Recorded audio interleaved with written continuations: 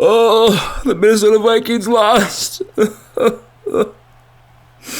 don't know how long I can keep doing this anymore. They let me down again another year.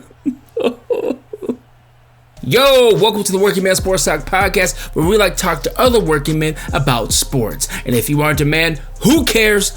Welcome to the show. So the NFL playoffs have wrapped up, and now it's basically on to the Super Bowl. It is. So it's been some weeks since the Vikings took that L to the Rams. After watching all the playoff games, I gotta say, I don't think the Vikings were, close to playing on that level of the competing teams in the playoffs. At one point, I really felt like we were onto something, but then the wheels just fell off. It's like, what happened? Could it be that when we played the other good teams that maybe we got out-coached? Could it be that Sam Darnold just doesn't have what it takes to play in the big games? Is it the offensive play calling? I'm just saying. The defense, they played good to me, though. They played fantastic.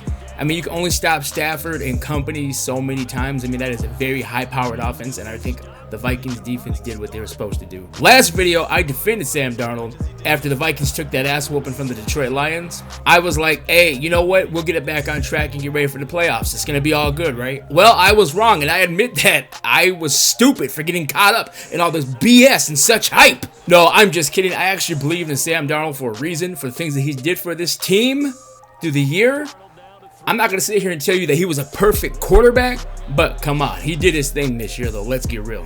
But the glaring aspect of this season still stands as, can he play in the big games? He meaning Sam Darnold. Can he make those big plays when it counts? Now, again, I did say we could say that offensive play calling did play a big part in it, because let's just be for real, O'Connell's offensive play calling is kind of suspect, if you know what I mean. Like, it's just not, it makes you kind of, yeah. Here's the thing, though. When you look at those matchups in the beginning of the season when the Vikings played against the Rams and the Lions, those games were close, and they left me thinking, hey, you know what?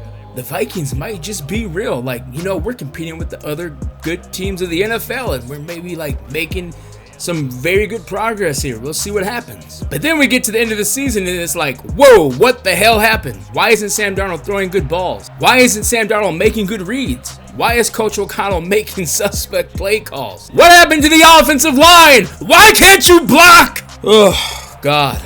I tell you, it's almost like the other competing teams in the playoffs got better all year, and the Vikings just got worse. Sometimes in those games, especially the Rams game, I got this vibe from the Vikings that they just wanted to make big plays going downfield.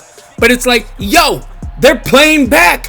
Find somebody that's open, underneath. You know what I mean? Because, the pressure and the blitz is coming on. Speaking of that blitz was coming non-stop. But from what I can remember, the Vikings didn't look too much to the screen pass or the, low drag routes, if that's, something quick to get the ball out. But, oh yeah, that's right. There were a few moments when we just didn't execute it. We just missed it, and it was like, oh my God. There was a point in that Rams game where I'm like, okay, the Vikings got a rhythm going on here. Okay, this is good. Let's work with it. Then, yeah, interception. Again, defense is doing their thing. No complaints from me. Offensive line, just poor performance overall. I mean, holy crap. Maybe it's time for O'Connell to get an offensive play caller in there so he can just focus on running the team. Let the offensive coordinator do what the offensive coordinator does. And look at Flores with the defense. He just keeps doing his thing. We're just getting better and better and better. Overall, I think the Vikings had a really good season and a nice little run, except at the end, it was just like, we went up, and then it was just like, we didn't even make it, competitive. We just, the fall from grace was so fast. It was like Detroit, 31-9, boom, Rams. I don't even know that score and probably don't want to remember. I'm going to throw it out of my head. But at the end of the day, it still leaves me wondering what's going to happen with Sam Darnold and the other QBs in the QB room. Now, as far as I'm concerned, Mullins, it was nice having you here. It was great, but it's time to go find a new team. Adios. That leaves McCarthy, DJ, Daniel Jones, and Sam Darnold. Keep all three. Now, I heard some people say franchise tag Sam Darnold and then keep McCarthy behind him for another year. And then keep DJ in there too. I'm under the impression that if Sam Darnold doesn't want a big payday and wants to just stick with the team and give it another shot, I say keep him. Keep him out there. Let McCarthy study behind him and just see what he can come up with. And, who knows? Or if McCarthy's ready to go and his knee feels good, let them both battle it out in camp. You can even throw DJ in there, but I don't know if he's going to beat those guys out. But it has been proven that it does depend on what system you're in. Look at Sam Darnold. He struggled for his whole career. He went out to the 49ers, studied with Purdy and company, came to Minnesota, got the QB whisperer, and boom. So maybe DJ just needs the right system to play in, and maybe Daniel Jones could be good. It does make you wonder, though, that like Saquon Barkley leaves the Giants, boom, he's in the Super Bowl. Just maybe DJ could be the answer. Highly doubt it.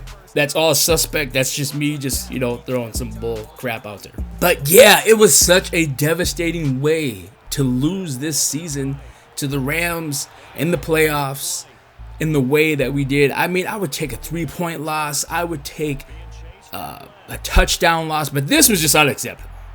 This was just not even Minnesota Viking football. Well, some people would say it's Minnesota Viking playoff football at its finest. With the traditional, there's always next year cherry to put on top. But hey, you know what? I'll be back next year rooting for the Vikings. Always rocking the purple and gold.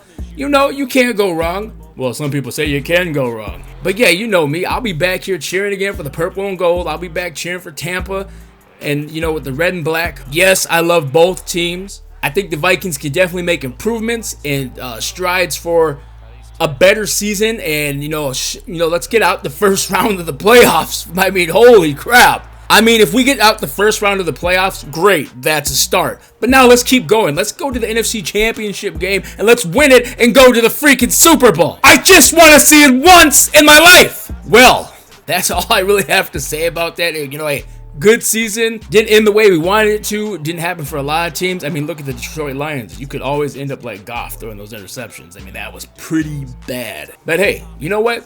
May the best team win. And we didn't come out on top. That was the Rams.